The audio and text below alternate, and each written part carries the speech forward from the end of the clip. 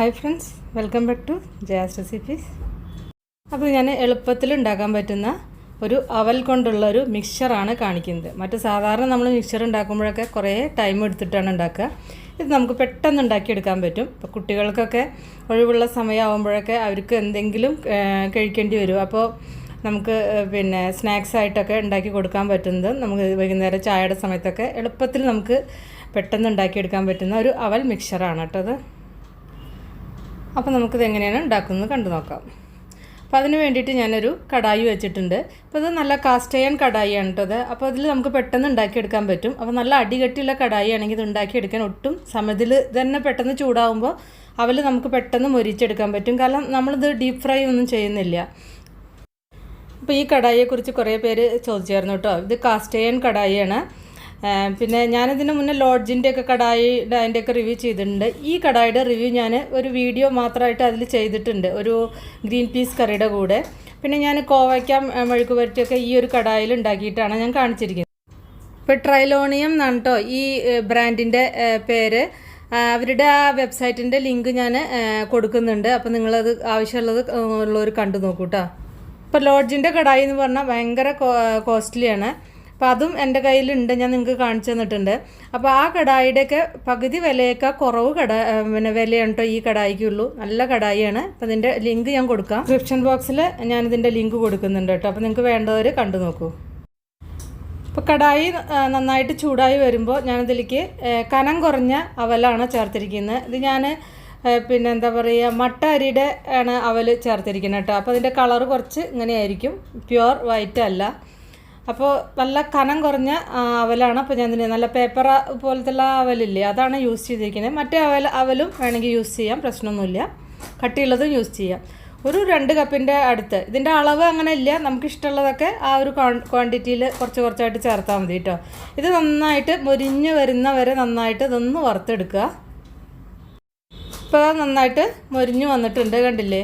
നന്നായിട്ട് ആ ഒരു പാകം കണ്ടില്ലേ? ഇങ്ങനെ നമ്മളിങ്ങനെ കയ്യിൽ വെച്ച് കഴിഞ്ഞാൽ നല്ലൊരു ക്രിസ്പായിട്ട് മാറും. അപ്പോൾ ആ ഒരു പരുവായിട്ടുണ്ട്. ഇനി ഇതിലേക്ക് ആവശ്യത്തിന് കുറച്ച് ഞാൻ വെളിച്ചെണ്ണ ഒഴിക്കുകയാണ്. നിങ്ങളുടെ കയ്യിൽ വെളിച്ചെണ്ണ ഇല്ലെങ്കിൽ റിഫൈൻഡ് ഓയിൽ ചേർക്കാം, അല്ലെങ്കിൽ നെയ്യ് ചേർക്കാം. നെയ്യ് ചേർത്താൽ നെയ്യിൻ്റെ ആ ഫ്ലേവറൊക്കെ കിട്ടും. ഞാനിപ്പോൾ വെളിച്ചെണ്ണയാണ് യൂസ് ചെയ്തിരിക്കുന്നത്. ഇതിലേക്ക് ഒരു പിടി പീനട്ട്സ് നമുക്ക് ചേർത്തിട്ട് ഒന്ന് വറുത്തെടുക്കണം. ഇതിലേക്ക് ഞാൻ കപ്പലണ്ടി ഒരു വലിയ പിടിയാണ് ചേർത്തിരിക്കുന്നത്. ഇത് നിങ്ങൾക്ക് കൂടുതൽ വേണമെങ്കിൽ കൂടുതൽ ചേർക്കാം. ഒരുപാട് പ്രോട്ടീൻ റിച്ച് ഒക്കെ ഉള്ളതല്ലേ, അപ്പോൾ കുട്ടികൾക്ക് കൊടുക്കുമ്പോൾ നട്ട്സൊക്കെ കുറച്ച് കൂടുതൽ ഇട്ടിട്ട് കൊടുക്കുക. കറിവേപ്പില ചേർക്കുക. കറിവേപ്പില കരിയാതിരിക്കാൻ പ്രത്യേകം ശ്രദ്ധിക്കണം കേട്ടോ. ഇനി ഞാൻ കുറച്ച് ബദാം അരിഞ്ഞത് ചേർക്കുക. നമ്മുടെ കയ്യിൽ എന്തൊക്കെയുള്ളത് വെച്ചാൽ അതൊക്കെ ചേർക്കാം. നട്ട്സ് കുറച്ച് അണ്ടിപ്പരിപ്പ് ചേർത്തു, ബദാം ചേർത്തു, ഒക്കെ ഒന്ന് സ്ലൈസ് ചെയ്തിട്ട് ചേർക്കുക കേട്ടോ. പിന്നെ പൊട്ടുകടലില്ലേ, നമ്മൾ ചട്നിക്കൊക്കെ ചട്നി ദാൽ പറയില്ലേ, ഇപ്പോൾ പൊട്ടുകടലും ചേർത്തിട്ട് ഇതൊന്ന് വറുത്തെടുക്കുക. ശ്രദ്ധിക്കണം, കരിഞ്ഞ് പൂവൊന്നും ചെയ്യരുത്, നന്നായിട്ട് മൂത്ത് വരണം.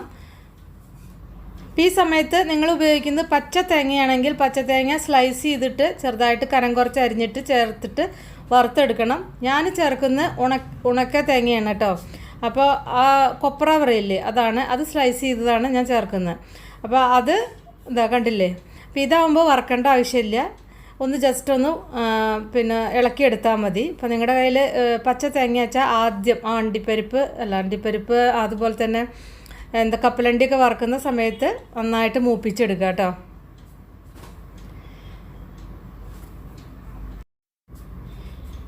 ഇനി ഇതിലേക്ക് കുറച്ച് മഞ്ഞൾപ്പൊടി ചേർക്കുക, ഒരു കളറൊക്കെ കിട്ടാൻ വേണ്ടിയിട്ട് മഞ്ഞൾപ്പൊടി. പിന്നെ എരിവിന് ആവശ്യമായിട്ട് നല്ല സ്പൈസി ആവണം വെച്ചാൽ നിങ്ങൾക്ക് കുറച്ച് കൂടുതൽ മുളക് പൊടി ചേർക്കാം.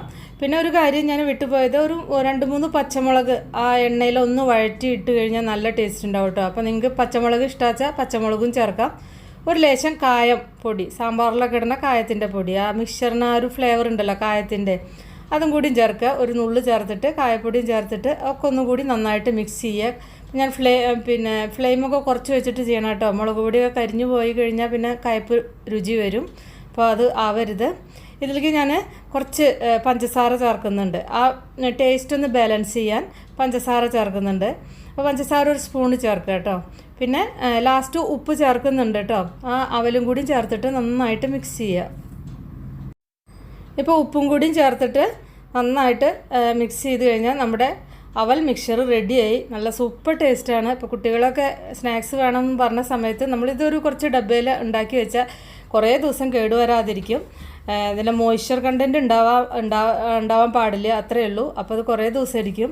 അപ്പോൾ കണ്ടില്ല, നല്ല ക്രിസ്പി ആയിട്ടിരിക്കുന്നു, നല്ല സൂപ്പർ ടേസ്റ്റ് ആയിട്ടുണ്ട്. ആ ചെറിയൊരു മധുരം പിന്നെ ആ ഉപ്പ് രുചിയും എല്ലാം കൂടിയിട്ട് നട്ട്സൊക്കെ കൂടി ആകുമ്പോൾ ടേസ്റ്റ് അത്രയും ടേസ്റ്റാണ്. അപ്പോൾ നമുക്ക് പെട്ടെന്ന് ഉണ്ടാക്കിയെടുക്കാൻ പറ്റുന്ന സ്നാക്സ് നിങ്ങൾ ഉണ്ടാക്കി നോക്കിയിട്ട് നിങ്ങളുടെ ഫീഡ്ബാക്കൊക്കെ ഒന്ന് അറിയിക്കുക. ഇഷ്ടപ്പെട്ടാൽ ലൈക്ക് ചെയ്യാം, അല്ലെങ്കിൽ ഡിസ്ലൈക്ക് ചെയ്യാം. അതുപോലെ തന്നെ നമ്മുടെ ചാനൽ ഇതുവരെയായിട്ടും സബ്സ്ക്രൈബ് ചെയ്തിട്ടില്ലെങ്കിൽ ഒന്ന് സബ്സ്ക്രൈബ് ചെയ്യുക. അപ്പോൾ ഇനി നമുക്ക് വേറെ ഈ റെസിപ്പി വീണ്ടും കാണാം. Thank you.